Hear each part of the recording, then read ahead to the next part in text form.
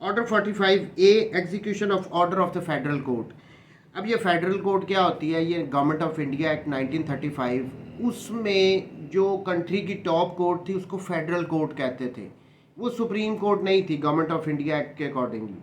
तो हमारे यहाँ तो अब सुप्रीम कोर्ट है। बहरहाल ये ऑर्डर स्टिल एग्जिस्ट करता है हमारे सीपीसी में, तो हम इसको पढ़ लेते हैं। इसका रूल 1 कहता है, whoever desires to obtain execution of an order of the federal court made under subsection 2 of section 209 of Government of India Act 1935। Government of India act 1935 उसका सेक्शन 209, उसकी क्लॉज 2, उसमें अगर फेडरल कोर्ट कोई order pass करती है। अब basically federal court के पास high court से जब कोई ऑर्डर पास होता था, कोई डिक्री पास होती थी, उसके अगेंस्ट अपील कहाँ पे फाइल करते थे? गवर्नमेंट ऑफ इंडिया एक्ट के अकॉर्डिंगली फेडरल कोर्ट में फाइल करते थे। वहाँ पे वो कह रहे हैं कि उसमें अगर कोई कॉस्ट ऑफ द प्रोसीडिंग्स का ऑर्डर पास कर देती है, फेडरल कोर्ट असर्टन कर देती है कि इतनी कॉस्ट होगी, तो वो ऑर्डर को ट्रांसमिट कर देगी उस कोर्ट के पास जिसके फैसले के अगेंस्ट अपील यहाँ पे फेडरल कोर्ट में फाइल की गई थी। अब मैं इसको सेक्शन 209 को अगर पढ़ भी दूँ, इसकी सब सेक्शन 2 में कहा था, where the federal court upon any appeal, किसी अपील में federal court makes any order as to the cost of the proceedings in the federal court, जो प्रोसीडिंग्स की, इस अपील की जो कॉस्ट वगैरह है उससे रिलेटेड कोई ऑर्डर पास करती है, it shall as soon as the amount of the cost to be paid is ascertain.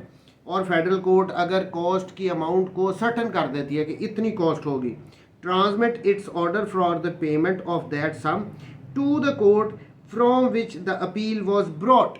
Obviously अब फेडरल कोर्ट टॉप कोर्ट थी, उसके नीचे हाई कोर्ट थी। तो ये बेसिकली कह रहे हैं कि जिस कोर्ट के फैसले के अगेंस्ट फेडरल कोर्ट ने कोई फैसला दिया और उसमें कॉस्ट ऑफ द प्रोसीडिंग्स को डिटरमिन कर दिया, सर्टेन कर दिया, तो उसके बाद फेडरल कोर्ट उस कोर्ट को वापस भेज देगी मैटर को कि अब आप इसकी एग्जीक्यूशन वगैरह करवाओ, and that court shall give effect to that order. So federal court जेन में रखना है, गवर्नमेंट ऑफ इंडिया एक्ट 1935 का मुल्क की टॉप कोर्ट थी। अब हमारे यहाँ सुप्रीम कोर्ट है। तो बहरहाल अब ये अप्लाई कैसे होगा ये बता रहे हैं।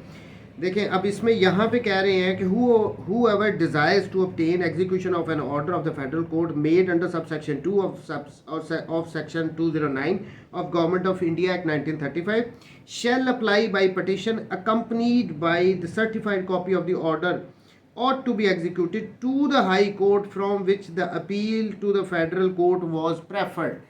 यहाँ पे क्लियरली बता रहे हैं कि जब फेडरल कोर्ट का कोई ऑर्डर है जिसमें कोई कॉस्ट वगैरह प्रोसीडिंग्स की उन्होंने डिटरमिन कर दी है, तो क्या होगा, जो भी पार्टी उस ऑर्डर को एग्जीक्यूट करवाना चाहती है वो एक पिटीशन तैयार करेगी, हाई कोर्ट में फाइल करेगी।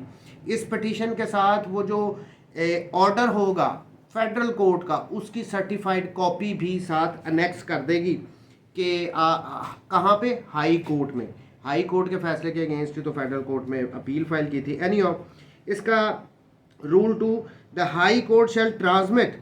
अब ये पहली बात, फेडरल कोर्ट का ऑर्डर अप्लाई कहाँ पे करना है उस ऑर्डर की एग्जीक्यूशन के लिए? हाई कोर्ट में। फेडरल कोर्ट का ऑर्डर अप्लाई हाई कोर्ट में करना है, और उसके बाद हाई कोर्ट के पास ऑप्शन आएगी कि वो जिस ऑर्डर के अगेंस्ट हाई कोर्ट में अपील आई थी, जो फर्स्ट इंस्टांस वाली डिक्री थी, उस कोर्ट को भेज दे कि इस ऑर्डर को एग्जीक्यूट करवाओ, या किसी भी दूसरी कोर्ट को वो कह सकती है कि आप इस फेडरल कोर्ट के ऑर्डर को एग्जीक्यूट करवाओ। द हाई कोर्ट शेल, उसके बाद हाई कोर्ट ट्रांसमिट करेगी the order of the federal court to the court which pass the first degree appealed from. जो ट्रायल कोर्ट थी जिसने फर्स्ट इंस्टांस में जाके डिक्री पास की थी, हाई कोर्ट उसको भेज सकती है कि जी आप ये फेडरल कोर्ट के इस ऑर्डर को एग्जीक्यूट करवाओ। और to such other court as the high court may deem fit, या हाई कोर्ट किसी दूसरी कोर्ट को भी भेज सकती है अगर उसको लगता हो तो। And may give such directions as may be required for the execution of the same. और उसके साथ साथ अगर कोई ज़रूरी डायरेक्शंस वगैरह हो तो हाई कोर्ट वो भी दे सकती है। The court to which the said order is transmitted shall execute it accordingly in the manner and according to the provisions applicable to the execution of its original decrees। अब यहाँ पे वो कह रहे हैं कि जिस कोर्ट को हाई कोर्ट भी भेजेगी, वो उसको एग्जीक्यूट करवाएगी उस ऑर्डर को। और कैसे करवाएगी? ऑब्वियसली जो एग्जीक्यूशन के हम यहाँ पे ऑर्डर पढ़ के आए हैं, जो प्रोविजन सेक्शंस पढ़ के आए हैं, उनको अप्लाई करके जिस तरह वो अपनी डिग्रीज को एग्जीक्यूट करवाती है, उसी तरह फेडरल कोर्ट के इस ऑर्डर को एग्जीक्यूट करवाएगी। इसका rule 3, the provisions of rule 16 of order 45 shall apply mutus mutandis to the execution of decrees or order for cost passed by the federal court in appeals from the high court।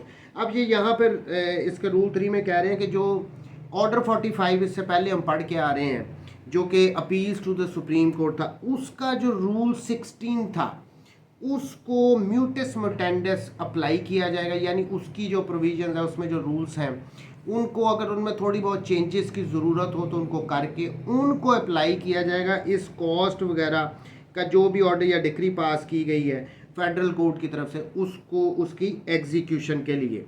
तो ये simple सा order 45A था। Federal court जो कि 1935 के government of India act के accordingly top court थी उस वक़्त पे, उनसे रिलेटेड ये बात कह रहे हैं कि उनके ऑर्डर को जो कि कॉस्ट से रिलेटेड पास कर दिया गया हो, उसको एग्जीक्यूट कैसे करवाया जाएगा। पहली बात, हाई कोर्ट में अप्लाई करेंगे, पिटीशन फाइल करेंगे, सर्टिफाइड कॉपी लगाएंगे।